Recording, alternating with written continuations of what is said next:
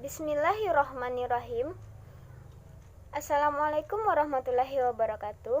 Sebelumnya perkenalkan, nama saya Aufadila, NIM 19231005 dari jurusan Pendidikan IPA kelas B, Fakultas Matematika dan Ilmu Pengetahuan Alam, Universitas Negeri Padang. Nah, sekarang saya ingin mempresentasikan rencana pelaksanaan pembelajaran dari mata kuliah Kajian Pengembangan Kurikulum IPA dengan dosen pengampu Ibu Monika Primasari MPD. Baiklah, yang pertama yaitu alokasi waktu per KD atau per materi. Di sini saya mendapatkan materi atau KD mengenai kelas 7 SMP semester 1. Dapat kita lihat objek IPA dan pengamatannya dengan alokasi waktu 15 jam pelajaran. Klasifikasi makhluk hidup, alokasi waktunya 18 jam pelajaran. Zat dan karakteristiknya, alokasi waktunya 15 jam pelajaran. Suhu dan perubahannya, alokasi waktu 17 jam pelajaran. Kalor dan perpindahannya, alokasi waktu 15 jam pelajaran. Dan yang terakhir yaitu energi dalam sistem kehidupan, alokasi waktunya 15 jam pelajaran. Selanjutnya alokasi waktu per materi, di mana materi yang saya ampu yaitu energi dalam sistem kehidupan. Baiklah, yang pertemuan pertama, konsep energi dan sumber energi, alokasi waktunya 3 jam pelajaran. Pertemuan kedua, transformasi energi dalam sel dan metabolisme sel, alokasi waktunya 2 jam pelajaran. Pertemuan ketiga, respirasi, alokasi waktunya 3 jam pelajaran. Pertemuan 4, pencernaan makanan, alokasi waktunya 2 jam pelajaran. Pertemuan 5, fotosintesis, alokasi waktunya 3 jam pelajaran. Dan pertemuan ke-6, ulangan harian dengan alokasi waktu 2 jam pelajaran.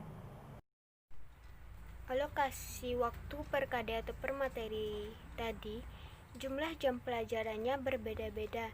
Ini disebabkan karena fungsi dari alokasi adalah perkiraan waktu yang dibutuhkan untuk menguasai masing-masing KD dari peserta didik bermacam-macam atau beragam.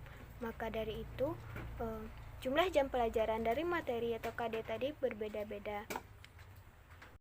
Selanjutnya, kompetensi dasar atau KD yang saya ampu adalah 3.5 dan 4.5, di mana 3.5 menganalisis konsep energi, berbagai sumber energi, dan perubahan bentuk energi dalam kehidupan sehari-hari termasuk fotosintesis. KD 4.5 menyajikan hasil percobaan tentang perubahan bentuk energi termasuk fotosintesis. Materi pembelajaran dari KD 3.5 dan KD 4.5 tadi yaitu 1. Konsep energi dan sumber energi. Yang kedua, transformasi energi dalam sel dan metabolisme sel. Yang ketiga, respirasi. Yang keempat, pencernaan makanan. Dan yang kelima, fotosintesis. Selanjutnya, model, metode, dan pendekatan untuk mengajar. Nah, di sini saya menggunakan yang pertama yaitu model. Model yang saya gunakan yaitu PBL atau Problem Based Learning atau pembelajaran berbasis masalah. Nah, dalam kegiatan ini, siswa tidak hanya mendengarkan guru menjelaskan materi, mencatat buku, atau menghafal materi pembelajaran. Tetapi, dalam model PBL ini, siswa ditunjuk berperan aktif dalam berpikir, berkomunikasi, mencari, mengolah data, dan akhirnya nanti dapat menyimpulkan hasil dari pembelajaran yang mereka pelajari. Yang kedua yaitu metode. Metode yang saya pakai yaitu metode ceramah dan metode diskusi. Nah, metode ceramah merupakan metode pembelajaran yang dilakukan dengan penyajian materi melalui penjelasan lisan oleh guru kepada peserta didiknya. Nah, proses pembelajaran pada metode ceramah ini perhatian hanya terpusat pada seorang guru yang menjelaskan materi pembelajaran kepada peserta didik, sedangkan peserta didik hanya dapat menerima materi pelajaran dengan pasif. Nah, saya menggunakan metode ceramah ini untuk menyampaikan materi yang berkenaan dengan pengertian atau konsep-konsep dari KD 3.5 dan 4.5. Selanjutnya itu metode diskusi.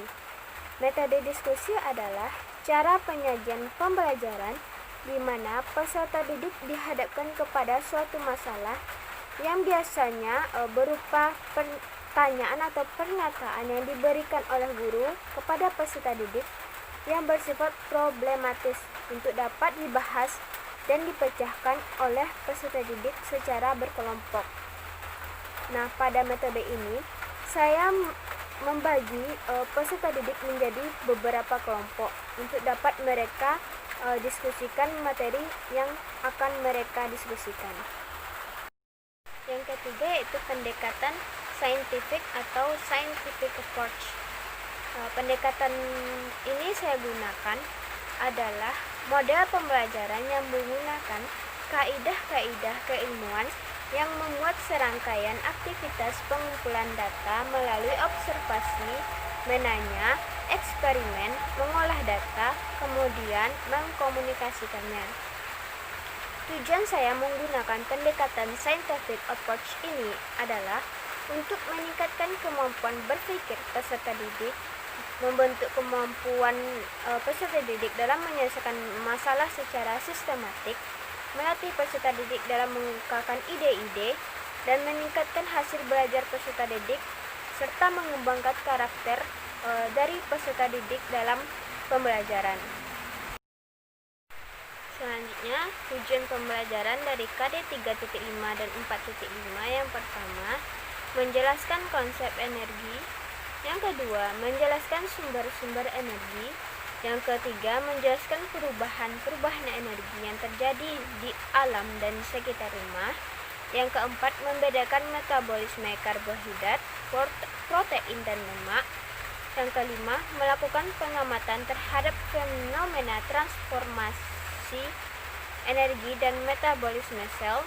Yang keenam, menjelaskan konsep fotosintesis. Dan yang ketujuh, memiliki keterampilan berbicara di muka kelas melalui kegiatan presentasi hasil praktikum fotosintesis. Selanjutnya, aktivitas pembelajaran. Yang pertama, ceramah. Nah, pada aktivitas ini, guru sangat berperan aktif dalam menyampaikan informasi pembelajaran mengenai materi-materi yang akan disampaikan kepada peserta didik.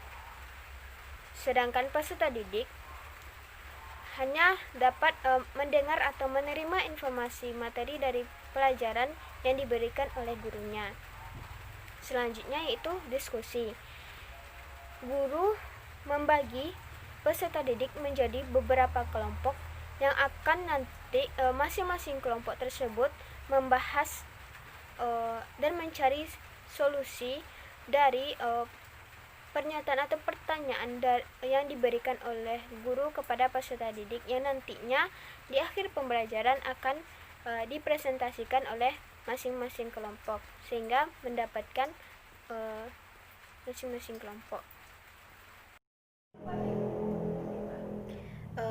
Pada pertemuan pertama ini adanya indikator 3.5.1 yaitu menjelaskan 3 konsep energi dan sumber-sumber energi dengan tujuan yang akan dicapai yaitu menjelaskan konsep energi dan menjelaskan sumber-sumber energi. Pada pertemuan satu ini kegiatan atau aktivitas pembelajaran yang dilaksanakan yaitu ceramah, di mana guru memberikan informasi tentang materi konsep energi dan sumber-sumber energi kepada peserta didik sehingga peserta didik mendengar guru menjelaskan materi pada pertemuan satu. Pada pertemuan satu tadi adanya orientasi atau pengenalan materi pembelajaran atau pengenalan antara guru dan peserta didiknya. Selanjutnya pertemuan 2 adanya indikator 3.5.2 menjelaskan perubahan energi yang terjadi di alam dan di dalam tubuh. Tujuan yang ingin dicapai itu menjelaskan perubahan-perubahan energi yang terjadi di alam dan sekitar rumah. Pada pertemuan 2 ini, aktivitas atau kegiatan pembelajaran yang dilakukan yaitu diskusi, di mana peserta didik dibagi menjadi beberapa kelompok untuk menyelesaikan masalah yang diberikan oleh guru kepada peserta. Pertemuan 3 yaitu indikator 3.5.2 menjelaskan perubahan energi yang terjadi di alam dan dalam tubuh. Tujuan yang ingin dicapai melakukan pengamatan terhadap fenomena transformasi energi dan metabolisme sel, di mana pertemuan 3 ini aktivitas pembelajaran dilakukan di laboratorium IPA sekolah, di mana peserta didik dibagi menjadi beberapa kelompok untuk melakukan percobaan sederhana atau praktikum sederhana respirasi, yaitu kita melakukan percobaan respirasi pada serangga. Pada pertemuan 4, indikatornya yaitu menjelaskan perubahan energi yang terjadi di alam dan dalam tubuh dengan tujuan yang ingin dicapai membedakan metabolisme karbohidrat, protein, dan lemak. Pertemuan 4 ini aktivitas pembelajaran dilakukan dengan 2 cara, yaitu aktivitas ceramah dan diskusi. Pertama, guru menjelaskan atau menerangkan tentang metabolisme karbohidrat, protein, dan lemak. Setelah itu, peserta didik diberi kesempatan untuk mendiskusikan pertanyaan atau pernyataan yang diberi guru yang nantinya akan dipresentasikan oleh beberapa kelompok di depan kelas. Pertemuan 5, adanya indikator yaitu 3.5.3 menjelaskan konsep fotosintesis, dan indikator 4.1.1 menjelaskan hasil pengamatan, inferensi, dan mengomunikasikan hasil dengan tujuan yang ingin dicapai yaitu menjelaskan konsep fotosintesis dan memiliki keterampilan berbicara di muka kelas melalui kegiatan presentasi hasil praktikum fotosintesis. Nah, pada pertemuan 5 ini sama dengan pertemuan ketiga, yaitu melaksanakan kegiatan pembelajaran di laboratorium IPA sekolah, di mana peserta didik dibagi menjadi beberapa kelompok untuk melakukan percobaan sederhana fotosintesis yang nanti akan dipresentasikan oleh beberapa kelompok di laboratorium IPA sekolah. Dan pertemuan terakhir yaitu pertemuan 6, melaksanakan ulangan harian yaitu dengan materi energi dalam sistem kehidupan. Pada pelaksanaan ulangan harian ini dilakukan dengan waktu 60 menit di dalam kelas. Selanjutnya, sistematika urutan materi. Yang pertemuan pertama yaitu konsep energi dan sumber energi dengan poin materinya yaitu pengertian energi dan berbagai sumber energi. Pertemuan kedua, transformasi energi dalam sel dan metabolisme sel dengan poin-poin materinya yaitu transformasi energi oleh sel, transformasi energi oleh mitokondria, metabolisme sel, reaksi katabolisme, dan reaksi anabolisme. Pertemuan ketiga yaitu respirasi dengan pengamatan respirasi pada serangga. Yang pertemuan keempat, pencernaan makanan dengan poin-poin materi, pencernaan karbohidrat dalam tubuh, pencernaan protein dalam tubuh, dan pencernaan lemak dalam tubuh. Pertemuan kelima, fotosintesis, yaitu melakukan praktikum tentang fotosintesis. Dan pertemuan terakhir yaitu melaksanakan ulangan harian pada materi energi dalam sistem kehidupan. Selanjutnya, bentuk penilaian. Yang pertama, penilaian pada sikap. Penilaian pada sikap ini terdiri dari penilaian observasi, penilaian diri sendiri, dan penilaian teman sebaya. Yang pertama itu penilaian observasi, di mana penilaian observasi berdasarkan pengamatan sikap dan perilaku peserta didik sehari-hari, baik dalam proses pembelajaran maupun secara umum. Pengamatan ini dilakukan oleh guru secara langsung dengan rentan nilai dari 25 sampai 100, di mana 25 itu kurang, 50 cukup, 75 baik, dan 100 sangat baik. Selanjutnya itu penilaian diri, di mana peserta didik diberikan kesempatan untuk menilai kemampuan dirinya. Contohnya misalnya selama diskusi saya ikut serta mengusulkan ide atau gagasan. Ya apa tidak peserta didik tersebut mengikuti diskusi tersebut. Selanjutnya penilaian teman sebaya, di mana peserta didik menilai teman sendiri atau teman sebayanya. Contohnya apakah mereka mau menerima pendapat dari temannya atau memberikan solusi terhadap permasalahan yang terjadi di dalam kelas atau memaksakan pendapat sendiri kepada teman sebaya atau anggota kelompoknya. Selanjutnya yaitu penilaian pengetahuan, di mana penilaian aspek percakapan. Aspek yang dinilai adalah intonasi, pelafalan, kelancaran, ekspresi, penampilan, serta gestur. Aspek partisipasi dalam pembelajaran, di mana aspek yang dinilai yaitu rasa ingin tahu, ketelitian dalam melakukan kerja individu, ketelitian dalam kehati-hatian dalam kerja kelompok, tanggung jawab bekerja bersama dalam kelompok, atau keterampilan berkomunikasi saat diskusi berkelompok. Nah, selanjutnya yaitu penilaian partisipasi dalam bertanya, apakah peserta didik ini aktif dalam diskusi berkelompok. Selanjutnya yaitu penilaian keterampilan, di mana yang dinilai adalah kegiatan praktikum, penilaian diri, penilaian proyek, dan penilaian portofolio dari peserta didik. Sekian dari hasil presentasi saya mengenai rencana pelaksanaan pembelajaran materi energi dalam sistem kehidupan kelas 7 SMP semester 1. Apabila ada kesalahan kata mohon dimaafkan. Assalamualaikum warahmatullahi wabarakatuh.